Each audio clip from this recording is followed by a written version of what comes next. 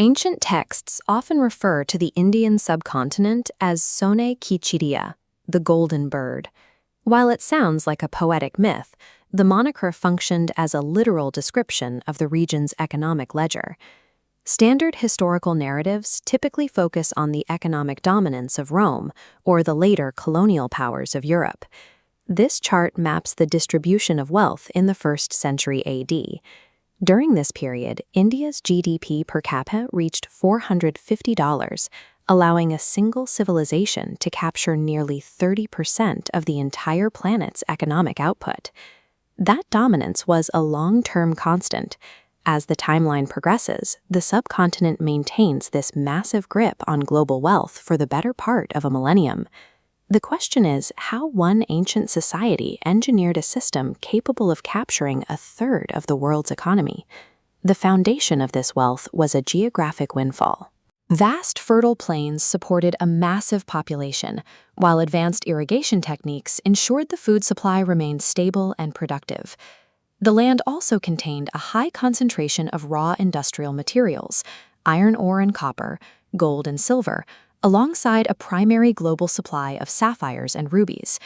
The Kohinoor diamond serves as a tangible record of this mineral abundance, a stone that became one of the most valued assets in global history. Value was added through a highly specialized artisan class. These craftsmen transformed raw cotton and silk into high-end textiles with constant demand across international markets. Geography provided the raw materials, but the domestic workforce refined them into a globally recognized currency of trade. To move these goods, the subcontinent developed a massive internal distribution network of highly well-maintained roads and inland waterways. This map shows India at the crossroads of the ancient world. Intersecting the Grand Trunk in Suk roads made it an unavoidable logistics hub. Soon, maritime shipping lanes extended this network to Syria, Egypt, and Southeast Asia. By controlling these transit points, the region facilitated the global exchange of both goods and ideas.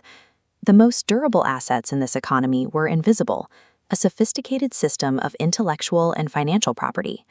Long before the rise of modern European banking, Indian merchants used advanced financial systems to manage international investments and process cross-border transactions through complex credit networks. Scientific breakthroughs provided another powerful secondary monopoly.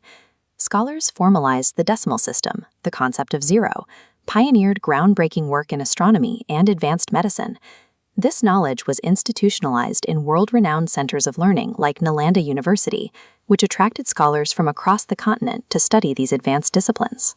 By combining a monopoly on raw materials with a central grip on global logistics and advanced financial mathematics, the Golden Bird secured its 30% share of the world economy.